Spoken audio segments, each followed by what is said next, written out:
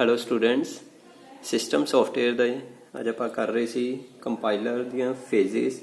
ਸੋ ਪਹਿਲੀਆਂ 4 ਫੇਜ਼ਿਸ ਕਰ ਚੁੱਕੇ ਸੀ ਆਪਾਂ, that are lexical analysis, syntax analysis, intermediate code generation and code ਓਪਟੀਮਾਈਜੇਸ਼ਨ।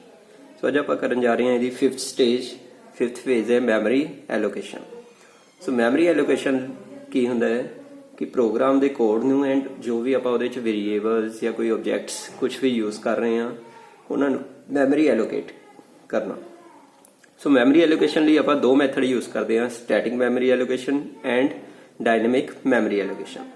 Static memory allocation ਕੀ ਹੁੰਦੀ ਹੈ? In static memory allocation, memory is allocated to a variable before the execution of a program begins.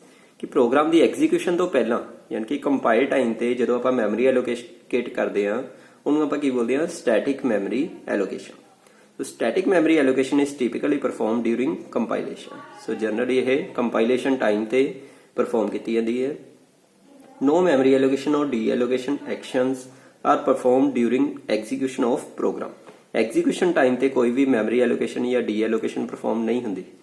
Execution time ਤੇ ਨਹੀਂ ਹੁੰਦੀ। ਕਦੋਂ ਕਰਦੇ ਹਾਂ ਆਪਾਂ? ਕੰਪਾਈਲੇਸ਼ਨ ਟਾਈਮ ਤੇ। ਸੋ thus variables remain permanently allocated. Allocation to a variable exists even if the program unit in which it is defined is not active. ਸੋ ਇਹਦਾ ਮਤਲਬ ਕੀ ਹੈ ਕਿ ਸਟੈਟਿਕ ਮੈਮਰੀ ਐਲੋਕੇਸ਼ਨ ਦੇ ਵਿੱਚ ਜੋ ਵੀ ਆਪਾਂ ਵੇਰੀਏਬਲਸ ਕ੍ਰੀਏਟ ਕੀਤੇ ਆ ਉਹ ਪਰਮਾਨੈਂਟਲੀ ਐਲੋਕੇਟ ਰਹਿੰਦੇ ਆ, ਪਰਮਾਨੈਂਟਲੀ ਸਕੋਪ 'ਚ ਰਹਿੰਦੇ ਆ। ਸੋ ਉਹਨਾਂ ਦੀ ਐਲੋਕੇਸ਼ਨ ਕਦੇ ਵੀ ਖਤਮ ਨਹੀਂ ਹੁੰਦੀ। So static memory allocation is usually performed in the Fortran. So generally ਇਹ ਫੋਰਟਰਨ ਲੈਂਗੁਏਜ 'ਚ ਯੂਜ਼ ਹੁੰਦੀ ਹੈ। Static memory allocation generally allocates more memory and is faster in execution than dynamic memory allocation. So ਇਹਦੇ 'ਚ ਕੀ ਹੈ disadvantage? ਇਹਦੀ ਇਹ ਹੈ ਕਿ ਜ਼ਿਆਦਾ ਮੈਮਰੀ ਐਲੋਕੇਟ ਹੋ ਜਾਂਦੀ ਹੈ ਇਹਦੇ 'ਚ, ਕਿ ਪਹਿਲਾਂ ਤੋਂ ਹੀ ਆਪਾਂ ਜ਼ਿਆਦਾ ਮੈਮਰੀ ਐਲੋਕੇਟ ਕਰਕੇ ਰੱਖਦੇ ਹਾਂ। ਤੇ ਜਨਰਲੀ ਇਹ ਐਡਵਾਂਟੇਜ ਇਹਦੀ ਕੀ ਹੈ ਕਿ ਫਾਸਟਰ ਹੁੰਦੀ ਹੈ। So it is faster execution. So ਇਹਦੀ ਡਾਇਗਰਾਮ ਆਪਾਂ ਬਾਅਦ 'ਚ ਦੇਖਦੇ ਹਾਂ। ਪਹਿਲਾਂ ਡਾਇਨਾਮਿਕ ਮੈਮਰੀ ਐਲੋਕੇਸ਼ਨ ਦੇਖੋ ਕੀ ਹੈ। ਡਾਇਨਾਮਿਕ ਮੈਮਰੀ ਐਲੋਕੇਸ਼ਨ ਹੁੰਦੀ ਹੈ ਕਿ ਜਦੋਂ ਆਪਾਂ ਰਨ ਟਾਈਮ ਤੇ ਮੈਮਰੀ ਐਲੋਕੇਟ ਕਰਦੇ ਹਾਂ। ਸਟੈਟਿਕ ਮੈਮਰੀ ਐਲੋਕੇਸ਼ਨ ਦੇ ਵਿੱਚ ਆਪਾਂ ਕੰਪਾਈਲੇਸ਼ਨ ਟਾਈਮ ਤੇ ਕਰਦੇ ਸੀ, ਬਟ ਡਾਇਨਾਮਿਕ ਮੈਮਰੀ ਐਲੋਕੇਟ ਕਦੋਂ ਕਰਦੇ ਹਾਂ? ਰਨ ਟਾਈਮ ਤੇ।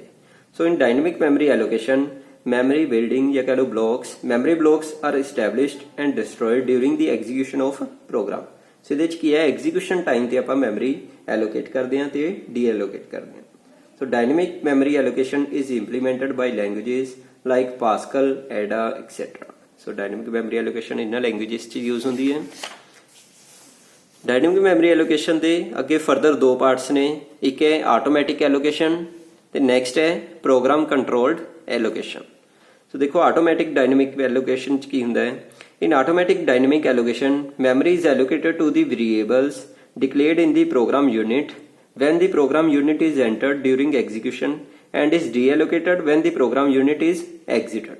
ਇਹਦਾ ਮਤਲਬ ਕੀ ਹੈ ਕਿ ਡਾਇਨਾਮਿਕ ਮੈਮਰੀ ਐਲੋਕੇਸ਼ਨ ਦੇ ਵਿੱਚ ਜਦੋਂ ਆਪਾਂ ਕੋਈ ਪਾਰਟਿਕੂਲਰ ਪ੍ਰੋਗਰਾਮ ਯੂਨਿਟ ਦੇ ਵਿੱਚ ਐਂਟਰ ਹੋਏ ਉਸ ਟਾਈਮ ਤੇ ਉਹਦੇ 'ਚ ਜਿੰਨੇ ਵੀ ਵੇਰੀਏਬਲਸ ਡਿਫਾਈਨ ਕੀਤੇ ਗਏ ਹੈ ਉਹਨਾਂ ਸਾਰਿਆਂ ਨੂੰ ਮੈਮਰੀ ਐਲੋਕੇਟ ਹੋ ਜਾਏਗੀ। ਤੇ ਜਦੋਂ ਪ੍ਰੋਗਰਾਮ ਯੂਨਿਟ ਕੋਈ ਪਾਰਟਿਕੂਲਰ ਫੰਕਸ਼ਨ ਹੈ ਜਾਂ ਕੋਈ ਪ੍ਰੋਗਰਾਮ ਯੂਨਿਟ ਜੋ ਵੀ ਹੈ ਮੋਡਿਊਲ ਹੈ ਜਦੋਂ ਖਤਮ ਹੋਏਗਾ ਉਸ ਟਾਈਮ ਤੇ ਉਹ ਜਿਹੜੀ ਮੈਮਰੀ ਹੈ ਡੀ ਐਲੋਕੇਟ ਹੋ ਜਾਏਗੀ।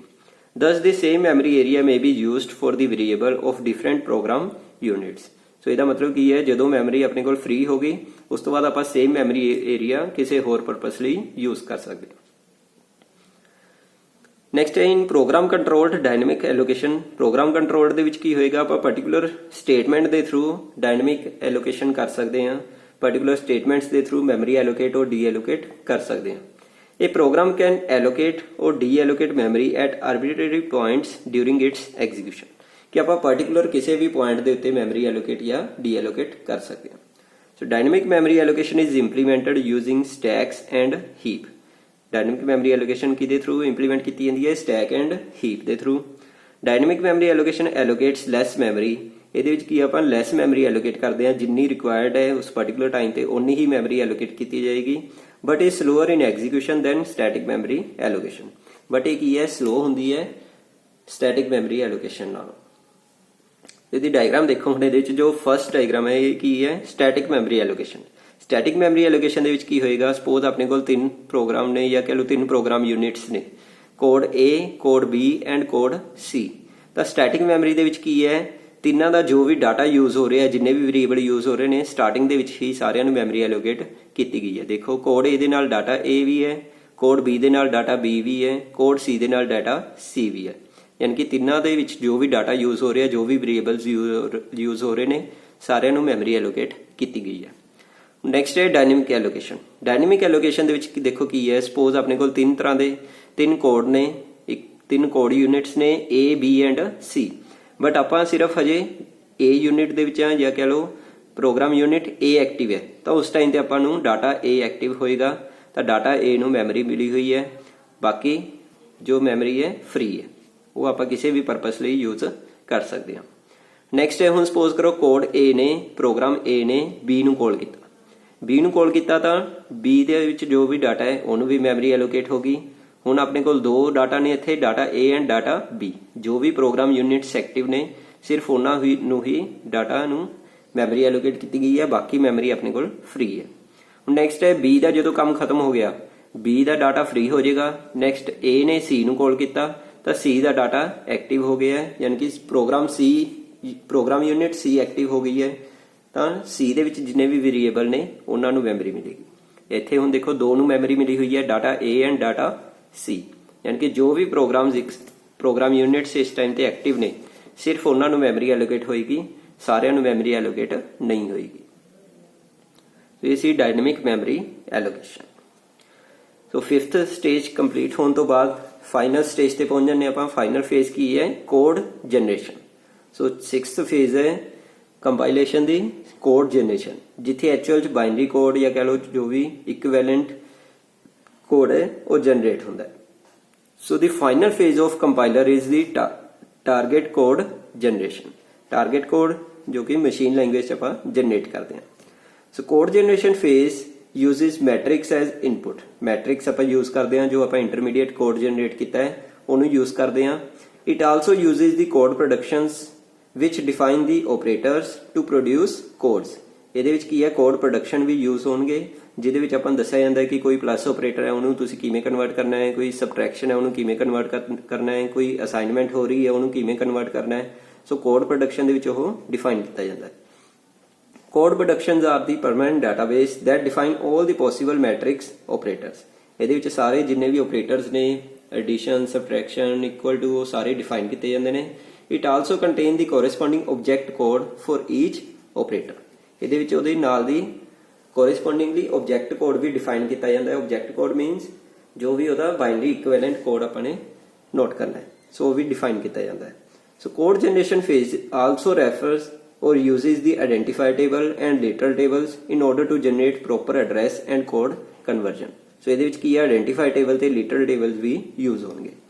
ਸੋ ਅਗਰ ਬੇਸਿਕਲੀ ਦੇਖੀਏ ਤਾਂ ਇਹਦੇ ਵਿੱਚ ਕਿਹੜੇ ਡਾਟਾਬੇਸ ਯੂਜ਼ ਹੋ ਰਹੇ ਨੇ, ਮੈਟ੍ਰਿਕਸ ਐਜ਼ ਏ ਇਨਪੁਟ ਕੰਮ ਕਰ ਰਹੇ ਹੈ, ਆਇਡੈਂਟੀਫਾਇਰ ਟੇਬਲ, ਲਿਟਰਲ ਟੇਬਲ ਯੂਜ਼ ਹੋ ਰਹੇ ਨੇ, ਐਂਡ ਕੋਡ ਪ੍ਰੋਡਕਸ਼ਨਸ ਯੂਜ਼ ਹੋ ਰਹੀਆਂ ਨੇ। ਸੋ ਅਗਰ ਆਪਾਂ ਇਹਦੀ ਇੱਕ ਐਗਜ਼ਾਮਪਲ ਕਰੀਏ, ਸਪੋਜ਼ ਆਪਣੇ ਕੋਲ ਮੈਟ੍ਰਿਕਸ ਹੈ, ਮੈਟ੍ਰਿਕਸ ਦੇ ਵਿੱਚ ਆਪਣੇ ਕੋਲ ਇਦਾਂ ਦੀ ਫਾਰਮ ਲਿਖੀ ਹੁੰਦੀ ਹੈ। ਸੋ ਇਹ ਕੀ ਹੈ, ਇੰਟਰਮੀਡੀਏਟ ਕੋਡ ਹੈ। ਸਪੋਜ਼ ਆਪਣੇ ਕੋਲ ਫਸਟ ਸਟੇਟਮੈਂਟ ਹੈ ਮਾਈਨਸ, ਸਬਟ੍ਰੈਕਸ਼ਨ, ਸਟਾਰਟ, ਫਿਨਿਸ਼।